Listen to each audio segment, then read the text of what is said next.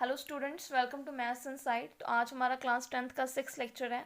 Last lecture में हमने discuss किया था अबाउट द इर्रेशनल नंबर, और एक हमने टाइप प्रूव की थी, that is the square root of a prime number is always a irrational number. ये रूट 5 की एग्जांपल लेके हमने प्रूव किया था। तो आज हमने 1.4 का एक इम्पॉर्टेंट टॉपिक करना है। हमें पता है कि रैशनल नंबर या तो टर्मिनेट करते हैं या फिर नॉन टर्मिनेटिंग रिपीटिंग होते हैं। क्लियर। लेकिन हमें विदाउट सॉल्विंग ये कैसे पता चलेगा कि वो नंबर टर्मिनेट हो रहा है या फिर नॉन टर्मिनेटिंग रिपीटिंग है। ठीक है जी। तो हमारे पास एक इम्पॉर्टेंट थ्योरम है, if x is a rational number, अगर कोई भी नंबर रैशनल है तो हमें पता है कि उसको हम पी बाई क्यू फॉर्म में लिख सकते हैं। ठीक है जी।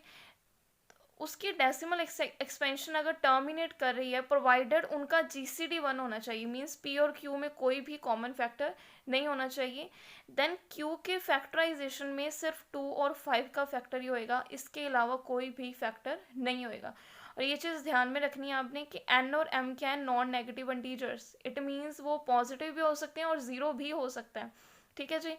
तो जब इनका मतलब पी और क्यू का आपने जीसीडी 1 कर देना है, उसमें कुछ भी कॉमन नहीं रखना, जितनी हम कट कर सकते हैं न्यूमिनेटर और डिनोमिनेटर को कट करने के बाद जो फैक्टर बचेंगे वो सिर्फ 2 और 5 ही होने चाहिए, इसके अलावा कोई फैक्टर नहीं होएगा। अगर उसके अलावा कोई फैक्टर होता है तो उस केस में वो क्या हो जाएगी, नॉन टर्मिनेटिंग रिपीटिंग।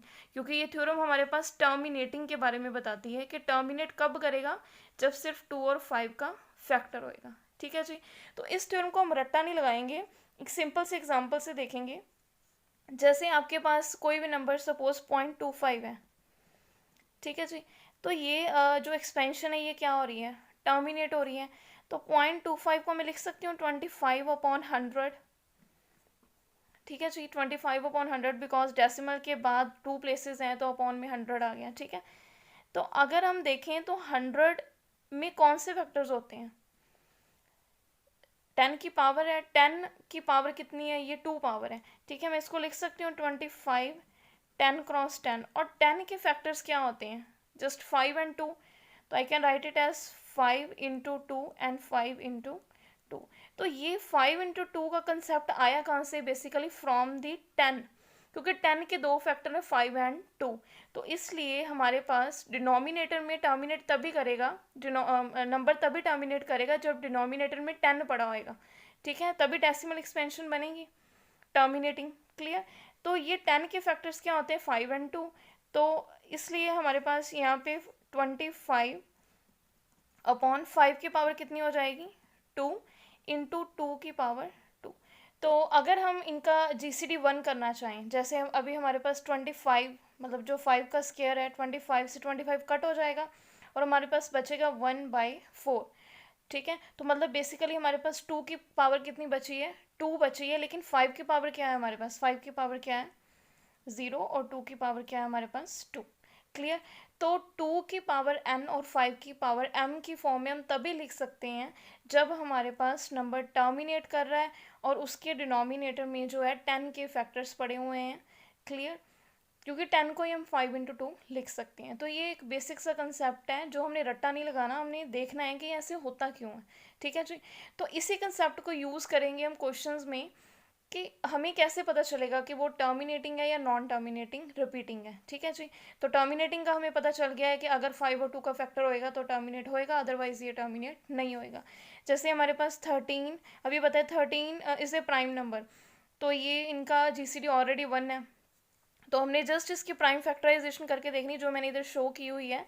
तो 5 की पावर कितनी बन रही है यहाँ पे, 5। ठीक है जी। तो 5 की पावर 5, तो यहाँ पे इंटू 2 की पावर 0, 2 की पावर 0 इज़ 1। ये जो p बाई क्यू फॉर्म हमें दी हुई है ये क्या होएगी, टर्मिनेटिंग डेसिमल एक्सपेंशन। मतलब जब आप 13 को 3125 से डिवाइड करोगे, ये क्या होएगा, टर्मिनेटिंग डेसिमल एक्सपेंशन। ठीक है जी। नेक्स्ट क्वेश्चन हमारे पास है 6/15। ठीक है। तो 6 को हम लिख सकते हैं 3 इंटू 2 एंड 15 को 3 इंटू 5। अगर यहाँ पे हम नीचे देखें 3 इंटू 5, तो कई स्टूडेंट्स गलती कर देते हैं कि 3 का फैक्टर पड़ा हुआ है, 2 का फैक्टर तो है नहीं। ठीक है, तो जिसमें 3 का फैक्टर इट मीन्स वो टर्मिनेट नहीं कर रहा होगा।